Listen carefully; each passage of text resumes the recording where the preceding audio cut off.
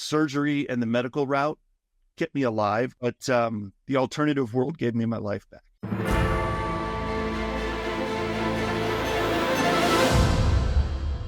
Living with a chronic illness is not what anyone ever expects to do.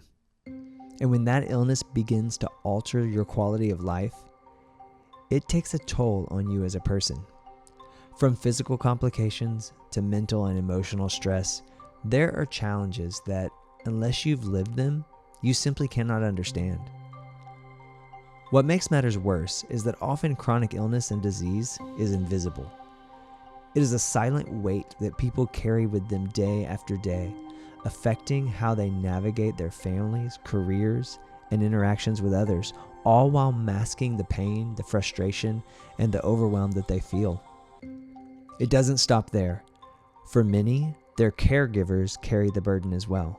The sleepless nights, the cries of pain that no one knows, the discouragement and helplessness that often has a silent impact on entire families. And because these people remain strong and resilient, their family, friends, and coworkers, the people in their communities and professional relationships, never realize their strength, their courage, and tenacity. People assume they are doing fine, but don't understand they are doing everything they can to simply hold it together. There's a common saying, if you know, then you know. And this rings true for those dealing with chronic illness. Their condition is only unknown because they choose to keep it that way. But the fact is, their condition actually dictates their day-to-day lives. It's a worthy question to ask. How do we help people living with or traversing through chronic illness on their way to find wholeness? Is there a way to support them that is practical and effective? I think this sort of support could only come from someone who has walked this road. Someone who has overcome the challenges themselves and is positioned to give back the hope that they have found. I discovered a husband and wife team that have graciously embraced this challenge. Jeff and Catherine Pearson are the founders of Invisible Condition University, a platform that's designed to bring much needed support to people who are dealing with any invisible condition or chronic illness. They have an incredible story, and they have turned their struggles into triumph as they are on a mission to provide others with the care that they so desperately desired when they were in a place of overwhelm and frustration. They are creating a path to help people move forward. As I spoke with Jeff and Catherine, it was so inspiring to better understand the work they are doing. I asked them to pull back the curtain and paint a picture of what life has been like as Jeff has lived with his invisible condition. I was born with a condition that not a lot of people know about by name, but it's called hydrocephalus. And hydrocephalus is something in my case, in most cases, is what happens when a baby or whoever, it's not necessarily just diagnosed when you're little, but hydrocephalus occurs when somebody has some sort of blockage in their brain that doesn't allow the cerebral spinal fluid that the brain is producing all the time, and it has to go somewhere. Hydrocephalus occurs when there's a blockage in the pathway of that CSF to go somewhere and go. Naturally, it'll just drain down the ventricles and go down the spinal column. In my case, one of those ventricles was blocked, and so it was not allowing that fluid to escape, and that's a problem because if it stays there for too long, it can start to compress the brain, which causes brain damage, which can eventually lead to death. And so the common treatment in 1977, when I was born, which is very common now still, is to do brain surgery. And so that was my first brain surgery. It was at 2 weeks old. And they did the surgery and implanted that shunt in there and was able to reroute that fluid, which is great because it saved my life. And I've had 7 brain surgeries total, had about 15 surgeries overall to address other issues that go along with hydrocephalus. But it's kind of a big deal, and it's very common. It affects, in fact, every 15 minutes in this country, in the United States, somebody's being put to sleep, on a surgical table somewhere to have surgery to address hydrocephalus. So It's really common, and that's part of the reason that we started our show, Invisible Condition. We didn't want it to just be about hydrocephalus. That'd be pretty narrow, but it was a really good outlet to be able to get the awareness out there. Hydrocephalus is a neurological disorder that most people have never heard of. But astonishingly, there are over 1 million people in the United States living with this condition. In fact, it is the most common reason for brain surgery in babies, but it can be developed at any stage of life. So I asked Jeff to explain a little more about the complications and treatments for this disorder. How does it affect? I mean, obviously, if not treated, it has some very large ramifications, obviously even death. Right. Is this like an ongoing thing? Is there a time where there's a reversal of it? Like, how does this work? That'd be awesome. Not yet. Not so far. No, I'm 47, haven't had a reversal yet. So go ahead. There are some instances where, maybe a child will outgrow it and, somehow whatever's happened in the brain will get fixed. But there's no certainty. There's no like course of treatment that says if you do these things, the baby will, or the child will outgrow it. It's just, I would kind of chalk that up to miraculous. Right. Otherwise, yeah, people are living with it their entire lives. So what is kind of the warning signs? Like, how do you know you need to go have a brain surgery? I mean, you've had 7 already. So how do you know that? Is there like a trigger that you go like, we've got to get to the hospital, or how does that work? So, yeah, because the device is always, it's literally inside my brain and right outside my skull under the skin here. So it's right there. I feel it every day. And so if something were to go wrong there, it's very obvious. And in the last 10 years, I've had 4 brain surgeries in the last 10 years, and every one of those has had very, very different symptoms, but all of them had one thing in common, and that was headaches. Absolutely crazy, painful, astronomical headaches. In fact, I say a lot that, those of us with hydrocephalus, and maybe some other conditions out there, but especially hydrocephalus, we become headache connoisseurs. Because you got to know what the headache means. Did I just not eat enough? Did I not sleep enough? Did I, sleep in a weird position and kink my neck or something? Or is it something I should go to urgent care and actually check out because it might be something serious? Sure. You just got to pay attention. But yes, the short answer is, yeah, headaches is a classic sign. There's some others, that other people have, they're just kind of, you looked it up on WebMD, symptoms of hydrocephalus. Vomiting is part of it. Fever can sometimes be part of it. Headaches are definitely a part of it. There might be a couple others in there, but for me personally, it's only been the headaches. None of the other symptoms that are, common I've not experienced. So does this always start in infancy, or is it something that like someone can have no sign of this and then suddenly in their 40s develop this? Yeah. So it is fairly common at birth. And from an amateur perspective, I think it's really associated with birth trauma. Maybe not all the time, but I think there is a strong correlation. So we see that that's commonly at birth, babies. And then as it's actually pretty rare for someone midway through life to have this diagnosis. But there are definitely things that can trigger it. Stuff like multiple cases of meningitis, a really strong bump to the head, concussions. Tumors. Yep, exactly. Yep. Anything that restricts the flow of cerebral spinal fluid from where it's supposed to go. Mm-hmm.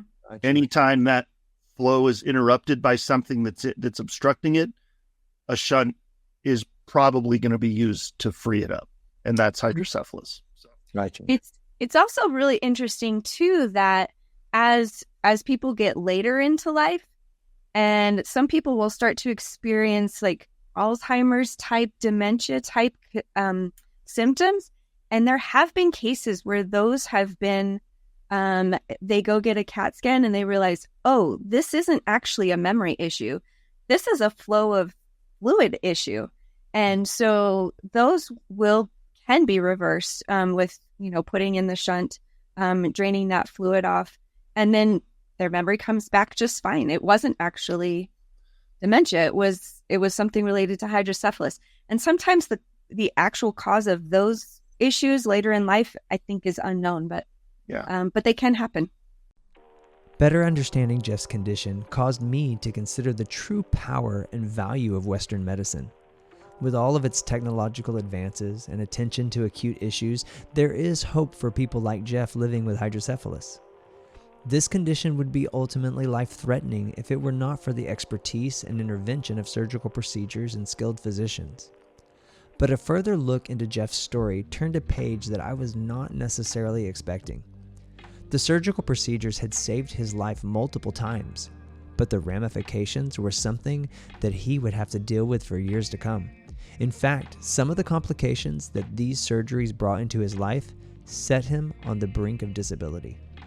So I'll say this, from birth to about 36 years old, everything was cool. I had no frustrations with hydrocephalus.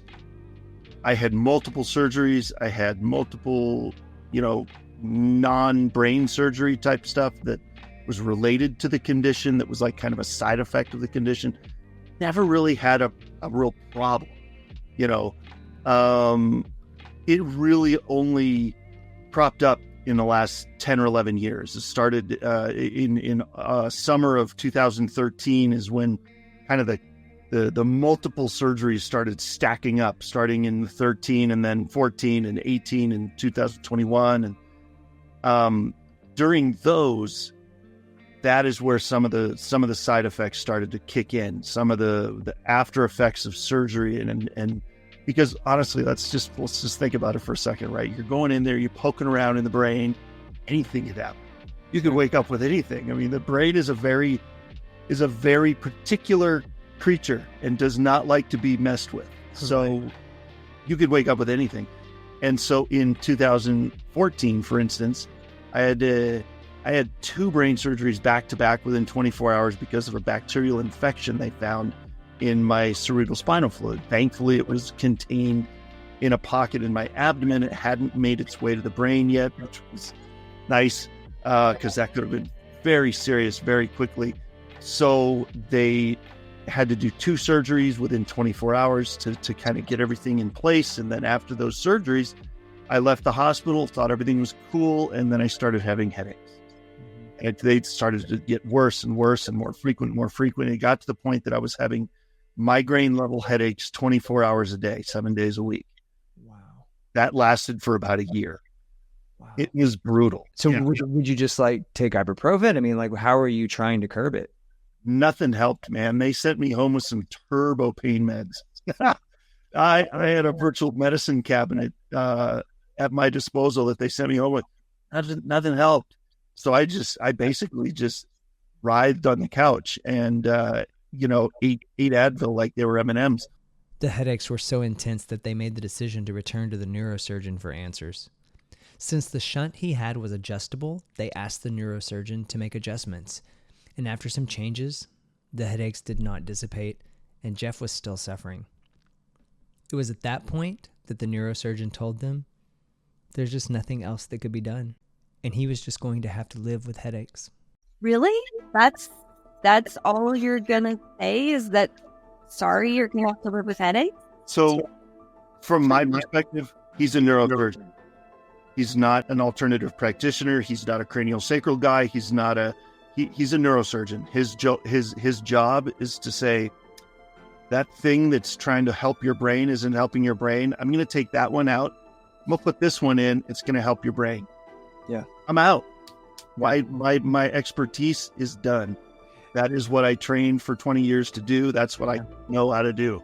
So I'm not surprised that was his answer. Yeah. But it did not relieve frustration over here. I was a little more great. I think I was a little more understanding of it because I was like, well, yeah, of course not. You don't know. Yeah. So we started looking around, and it took us a year of trying different things and trying, we tried all kinds of stuff. And what we ended up finding was we found a chiropractic neurologist, which I didn't even think was a thing until we found it. And it was somebody that was in our town. So we're like, let's give it a shot. And that reduced the frequency and severity of those headaches, those migraines by quite a bit, but they weren't gone. But Yeah. I thought to myself, if it's possible to reduce them, maybe there's something else out there. If this didn't get rid of them completely, maybe there's something else out there that can.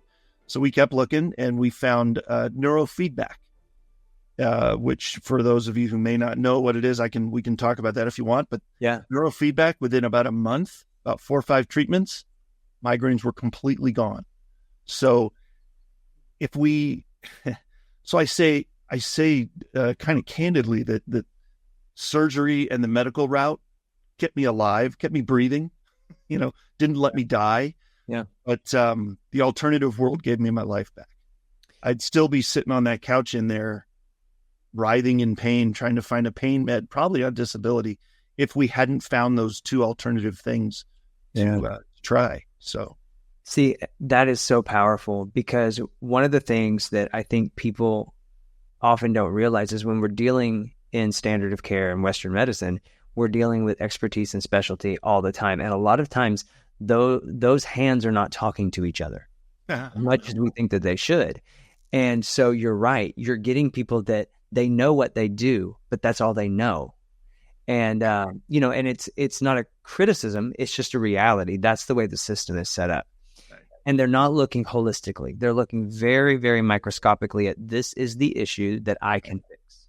So it's really a miracle that you guys even found, that kind of alternative thing. Cause like you're saying, like, I probably wouldn't have ever heard of that either. So talk to me a little bit about that therapy. And I'm very interested, because I'm sure this has a use case scenario for people just that suffer from migraines and different things. So absolutely. What does that look like? In fact, the chiropractic neurologist we went to, his specialty is concussions. That's his thing. Okay. Is people that have suffered from concussions and symptoms from concussions. And so, he's seen the gamut, he's seen it all. And so he's just a specialized chiropractor with that neurology aspect to it. Yeah. So he does some manipulations that maybe a regular chiropractor without that would not do. And so I don't really know how to describe the differences between what he did and what a regular chiropractor could do. But I do know that the neurofeedback is very unique, and that I can speak to a little more. There are basically 2 types out there. One that says that you need to do 50 to 60 sessions of this therapy to see, results or whatever what you're looking for. This one, and then there's another one that says 10 to 12 sessions before people start seeing results. And the one that I happened to find, thank God, was the 10 to 12. Right? The other one sounds like a lifetime subscription. Right? So the 10 to 12, we got 4 or 5 in, and I was seeing, miraculous results. And so lens therapy, they call it, it's neurofeedback is kind of the type of therapy, but they call it lens, low emission neurofeedback. And so, the method is basically, they put little clips on your ears for like grounders, because it's electrical energy that they're channeling through your head basically. Yeah. And they recognize that there are 21 centers in the brain, right? There's cognitive thought is here, short-term memory is here, right? There's just different spots in the brain that different things are housed, so to speak. Okay. And so they take these little leads and stick them to your head 2 at a time, and kind of on those different centers of the brain, and send real low wave electricity through there, and it somehow rewires the brain. It's awesome. Conceptually, anytime we do anything to the brain, so whether it's surgery, maybe it's concussion, maybe it's emotional, like a strong emotional trauma, anything that kind of the way the practitioner that we worked with, the way he described it is if there's static. If you think about old school radio, I know a lot of people listen to podcasts, but XM, right? But if you think about old school radio, there was a dial, and if you were in between stations, it would be fuzzy and it would be white noise. Yeah. So that's what can happen in the brain if the signals aren't aligned. Then you can get this static on the brain, and that's what creates brain fog. It creates fatigue, and lots of things. Yeah, anything related to that. And so what that neurofeedback does is that it realigns those pathways, the circuitry, and it clears that static. So you get rid of the brain fog, you get rid of the migraines, you get rid of fatigue. A lot of the things that are on the back of the business card of the person that owns this particular place in Colorado Springs has a whole bunch. There's a list of about a dozen symptoms that is very common that people come to, and concussion is one of them. ADHD is one. Brain fog. All these different things that people are taking strong medications for, and they're clearing it up with neurofeedback. And no, you don't need to take medication after that. So I credit them with bringing me back from the brink of disability, honestly, and helping me to stay off medications. Despite this crazy condition I was born with, I've never once taken a regular prescription med. And they are a big reason why. I mean, I could have been on prescription meds indefinitely if I hadn't found something like that. So it's pretty awesome. Listening to Jeff's story makes me realize the importance of hope. When you're facing a chronic condition, there are many days where you feel like there are no answers. But one thing I believe that you can do to build your hope is to continue asking questions. If one practitioner is unable to help you, then keep looking. If one therapy is ineffective, then research. Jeff and Catherine are golden examples of perseverance when it comes to health. And no matter what you are facing, keep looking for your wholeness. You've got to be your own best advocate, and you've got to know when to say, thank you very much. No, I'm out. We're going to go look somewhere else. Thank you very much. And just know your body and know how you feel and know when you've found the right thing. So with an experience like this, I realized that Jeff and Catherine are health warriors. And I know that walking through battles produces powerful victories that not only change the one walking through them, but everyone they encounter. I asked Jeff and Catherine to give us some insight into how this journey birthed hope and purpose in their lives. They have created a way to unite those walking through chronic illness and are extending a hope and support that is unprecedented. So really what came first was Invisible Condition, which is our TV show. There's so many conditions out there that people are living with that you would never know. Like, you would never look at me walking down the street and know that I've had 15 surgeries. No. 7 brain surgeries. Never.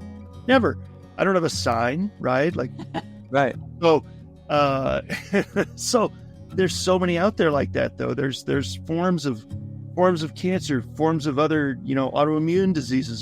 There's all kinds of stuff out there that you would never know. So we thought, this is perfect. This is going to be awesome.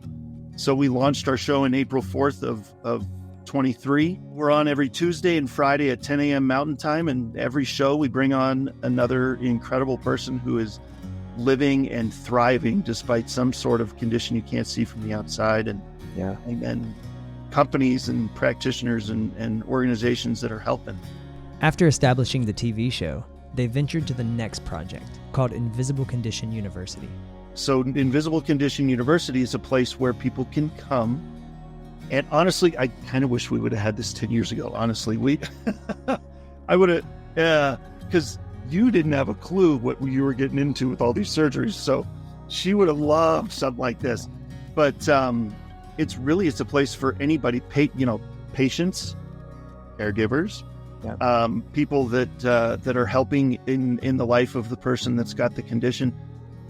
Come on the call. We're on twice a month. We just do a Zoom call for about an hour, twice a month, the first and third Tuesday of every month at 3 p.m. Mountain Time. And it's an opportunity for people with with conditions that have questions, because who doesn't have questions after you leave the hospital? Absolutely. You leave the hospital with more questions than answers sometimes. Absolutely. Right? I'm not speaking out of turn by saying that, but so that's where we come in. We wanted to form a community that listens and cares and walks through this with you, whatever the condition is. Yeah. And so it's a safe place. We don't broadcast it anywhere. We record the videos only so that we have it in an archive so that other members of the community can go back and, hey, I missed that call. Let's see what they talked about, Right. But really, it's not broadcast anywhere. It's literally just for our members. Well, and so if people, like Jeff and I, we came home from the hospital and then he was dealing with migraines for months on end. Another surgery that we haven't talked about yet, but he had one in 2021. And after that one, he ended up with large muscle motor tics or spasms. And down the right side. that lasted for A couple of years. Yeah, Yeah. part of 2 years. And so it's those questions, like what questions do you have? And they go back to maybe their medical doctor or their surgeon or whatever, and they say, what do I do about this? And the medical community is like, I don't know, sorry. I mean, So we went to our neurosurgeon with the tics too, and we're like, what is this? I mean, all the time. My right side of my body was just, it was just all the time. Yeah. And they couldn't figure it out. I mean, we went to 2 different neurologists, stumped both of them, went to the neurosurgeon. He didn't have a clue what to tell us. And so, we had to go looking again. So it's, for anyone, like, do you have questions about what you're going through? Do you have concerns? Are you wondering if, the medical community, may not have the answer, but maybe there is an answer somewhere out there. You just haven't found it yet. It's those types of situations and families that we would love to have join us.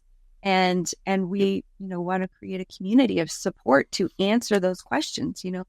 If Jeff and I don't know the direct answer, like he said, maybe there's another person in our community, or maybe we can find it. Someone who's been a guest on the show. Yeah. Yeah. That would have the answer and be able to speak to whatever specific scenario that somebody is going through. I mean, the answer we found for the tics was not found by me.